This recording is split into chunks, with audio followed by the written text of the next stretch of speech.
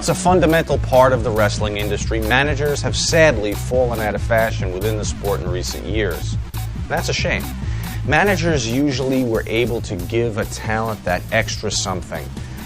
If a wrestler lacked the necessary charisma or interview skills, having that manager at ringside could add that extra bit of drama needed to make a good match great. But this show isn't lamenting the loss of the once great managers. Rather, it's a celebration of the men who were the best of the best at what they did. As determined by you, the fans, and discussed and debated by the wrestlers themselves, let's go now to the countdown of wrestling's most awesome manager.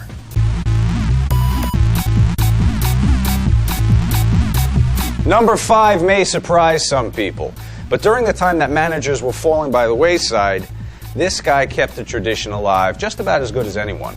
Your number 5 choice for wrestling's most awesome manager is the Sinister Minister, James Mitchell.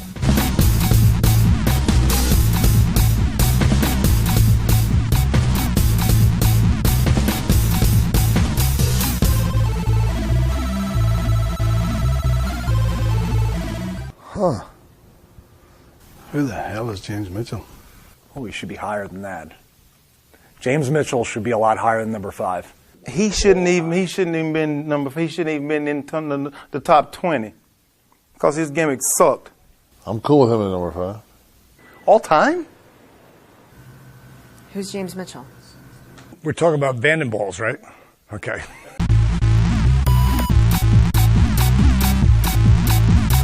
He may have never had a run in the WWE, but that didn't stop the man at number 4 from being voted one of wrestling's most awesome managers. He was one of the best, he'll be greatly missed, and a KC alumni. Ladies and gentlemen, the Playboy, Gary Hart.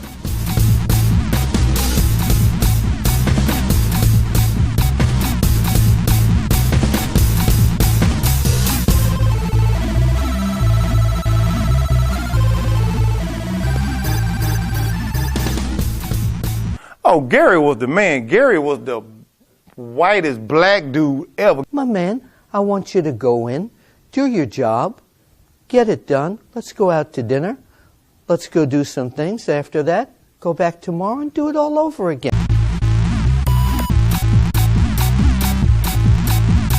Most of the classic managers were recognizable more for the gimmick they used than for the men they managed. There were canes, there were megaphones, and the next man that you voted for on the countdown of wrestling's most awesome managers had his, in hindsight, comically large mobile phone. Number 3, you guessed it, Paulie.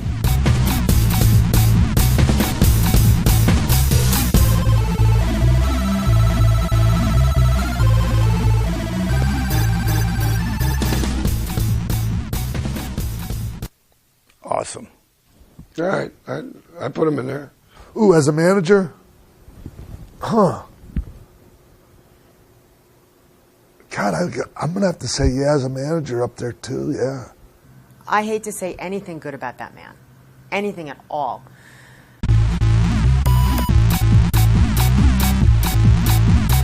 He was the typical mama's boy.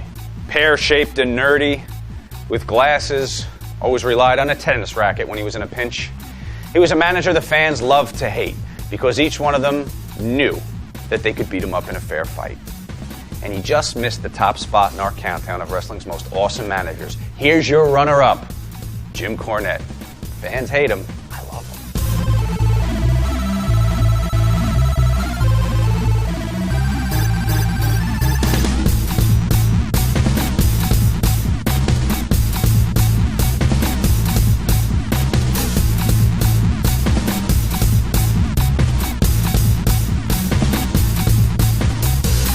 All right, obviously Cornette's great in any era.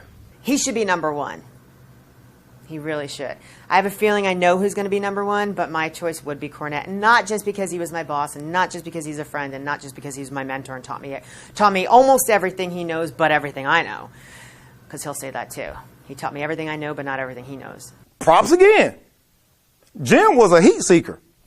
You know, and Jim will make you so mad at him as a fan, you be like, God, if I could take that tennis racket and It's nothing against Jim, but I'm eager to see who number 1 is because there's a lot of managers not being mentioned that I'm very disappointed in.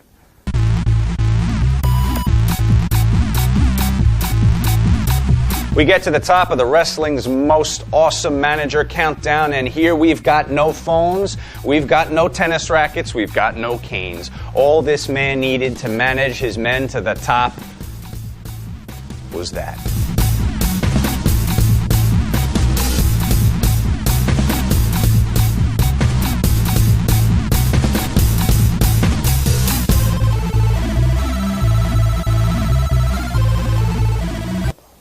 Goes without saying.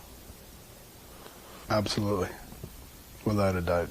If they didn't say Bobby Heenan, I was going to get up out of this chair right here and rip that paper up.